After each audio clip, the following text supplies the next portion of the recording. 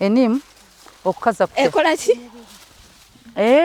ogikozesezza nnyo ogikozesa nnyo ekaza enimu bw'oginywa ennyo because ekola ne ku ssenyiga yo kasita oginywa buli ekiyitibwa mucus mu mubiri tekaza nnyindo zokka so buli wamu awali ekibayita mucus nja kugereza abakyala abaana bawala wadde tugikozesa nnyo mu kunywa okogge osala olubuto naye erina the drying effect ka drying effect eyo tegamalaamu amazzi mubiri naye ekendeeza especially ku bakyala abafumbo esobola okuviirako kyebayita vaginal dryness. Kati ffe tugikozesa abatali bafumbo kiri fine. It's okay. Tetukala.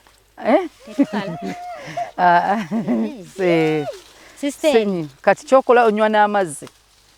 Because oba weetaaga amazzi gwegikozesa ng'onywa n'amazzi. So bw'oba ojjawo o replacinga. Anti kakati kitegeeza bwe mba nga nina infections. Because batugamba ekola kitegeeza nsobola ogikozesa continuously.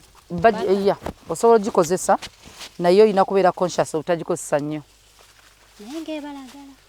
Ogikozesa otya? Nanti kati? No bw'okatugeze oshevinze mu nkwawa. Kati okowala buno obupampusi obujja obwo obutulututtu ebalagala naye ewonya. Esinga kubanga tolina spirit.